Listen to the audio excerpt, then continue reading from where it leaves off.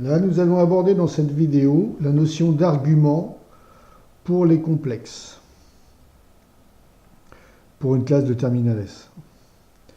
Alors, qu'est-ce que l'argument? Eh bien, l'argument, il faut vraiment, la notion d'argument chez les complexes, c'est pareil que la notion d'angle orienté pour la géométrie classique.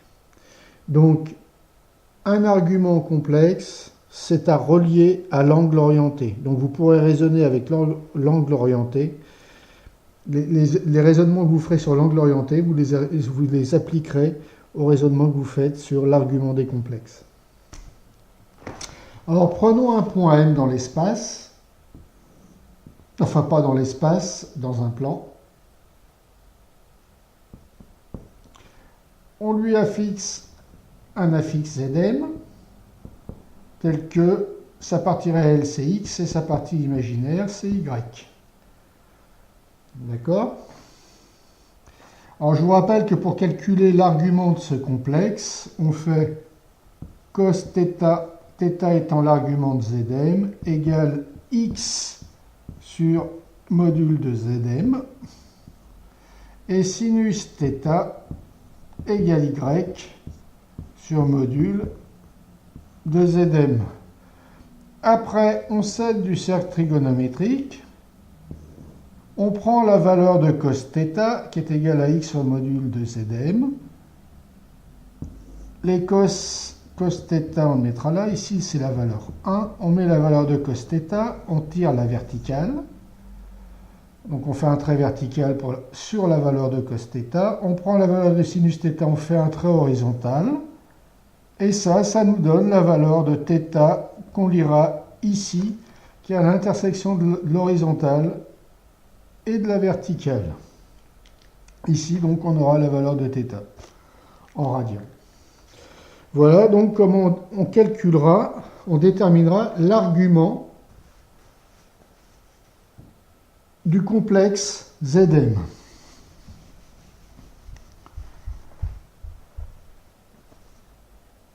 Ensuite, cet argument Zm, qu'on note arg de Zm, ça sera égal à θ, mais ça sera aussi égal à l'angle orienté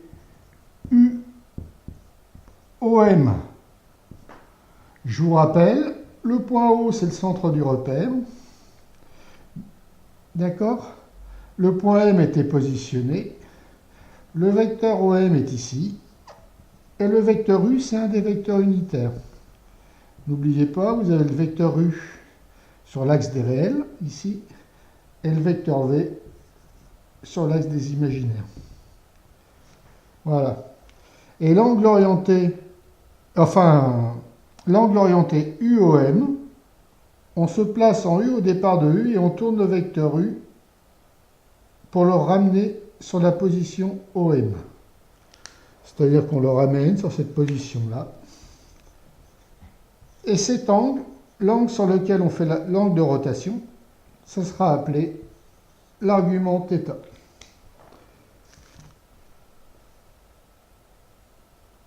Voilà. Alors un argument, l'argument d'un complexe, c'est toujours un angle orienté. D'accord? Alors raisonner avec les angles orientés, c'est une notion que vous avez déjà acquise, qui est acquise depuis l'année dernière. Donc ça vous sera plus facile que de raisonner en argument. Maintenant, on va voir l'argument du complexe d'un vecteur AB. Alors le vecteur AB, on va lui associer un complexe, ZAB. D'accord? Son argument, l'argument de ZAB, qu'on pourrait appeler θ, ou qu'on va appeler aussi l'angle orienté UAB. Voilà ce que ça donne d'un point de vue graphique. Je représente l'axe des réels, l'axe des imaginaires ici. Mes petits vecteurs unitaires, U, V, et un point, deux points, le point A ici et le point B.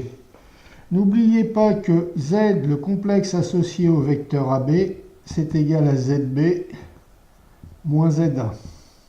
Ça sera toujours la différence entre x une différence entre deux complexes correspond au vecteur à un vecteur. Ici, la différence du complexe ZB moins ZA, ça correspond au vecteur AB. Complexe du deuxième moins complexe du premier. Qu'est-ce que ça donne graphiquement? Ben ici, j'ai le vecteur AB, ici, j'ai le vecteur U. L'angle orienté UAB, je vous rappelle comment on le détermine. On projette le vecteur U sur le départ du deuxième vecteur. Donc le départ du vecteur U, on le met sur le départ du deuxième. Voilà, je trace ici une projection du vecteur U. Et je fais tourner en fonction du parcours le plus court, le vecteur U, pour prendre la position qui soit parallèle au vecteur AB dans le même sens. Et voici ici l'angle orienté UAB, qu'on appelle aussi argument du complexe ZAB.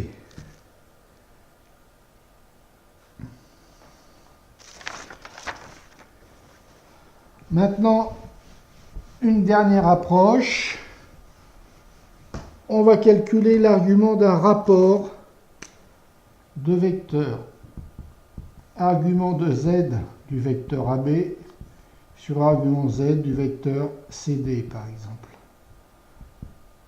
Alors, n'oubliez pas que ZAB, ça c'est pareil que argument de ZB moins ZA sur ZD moins ZC. Donc la différence de deux complexes, ça correspond toujours à l'apparition d'un complexe vecteur. Alors ZB moins ZA, ça, on va dire que c'est égal à l'angle orienté CD AB.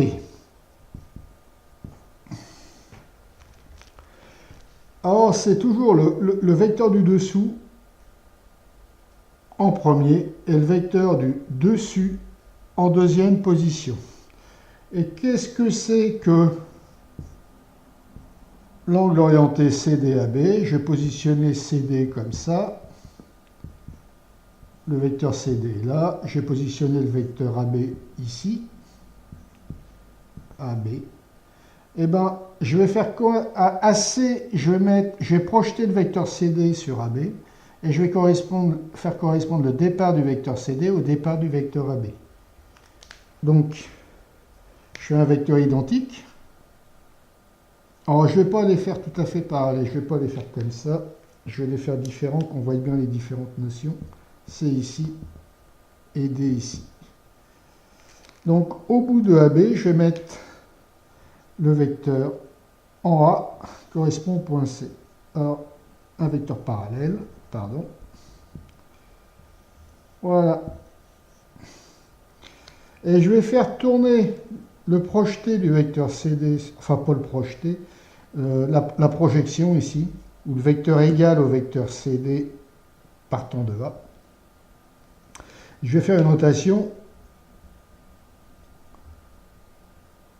de telle façon que le parcours soit le plus court possible. Et ça correspondra à θ, c'est-à-dire angle orienté CD AB. Je ne prends pas l'autre, hein, je prends le parcours, la rotation la plus courte.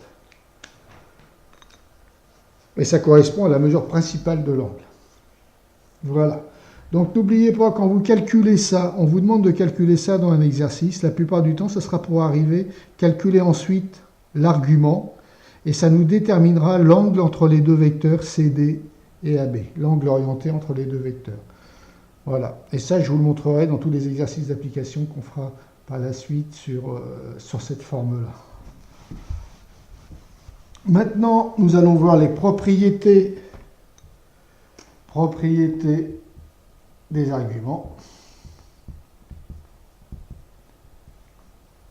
de l'argument.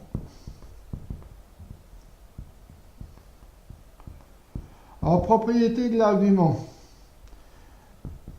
Argument d'un produit et d'un rapport, on sépare tout ce qui se multiplie et ce qui se divise. Ça donnera argument de ZD Donc les multiplications deviennent des additions, plus argument de ZC, moins, et les divisions deviennent des soustractions. Argument de ZH, moins, argument de ZK. Donc voilà, là c'était un produit, ça devient un plus, et là c'était un rapport, ça devient un moins. Donc on sépare toutes les multiplications et les divisions. D'autre part, argument de Z puissance n, c'est égal à argument de Z fois n. Là, on voit argument de Z puissance n, c'est argument de Z fois Z fois Z fois Z. Les multiplications deviennent des additions. Donc là, ça a la puissance n. Là, ça va devenir n fois l'argument de Z. Je vais avoir argument de Z plus argument de Z plus argument de Z, n fois. Voilà les propriétés des arguments, ce que vous devez savoir. Donc nous allons voir par la suite des exercices liés à l'utilisation des arguments et des propriétés vues à l'instant. Alors si vous avez aimé ce petit cours, je vous invite à regarder les autres et à les partager avec vos camarades. Maintenant, puis d'autre part aussi à vous abonner si ce n'est pas déjà fait, car bientôt ça sera payant et pour l'instant c'est gratuit, donc profitez-en. Donc si ça vous a plu, partagez cette vidéo et je vous dis à bientôt sur les autres vidéos de cette chaîne. Tous les cours de Terminal S y seront développés. En espérant vous revoir, je vous dis bon courage et travaillez bien.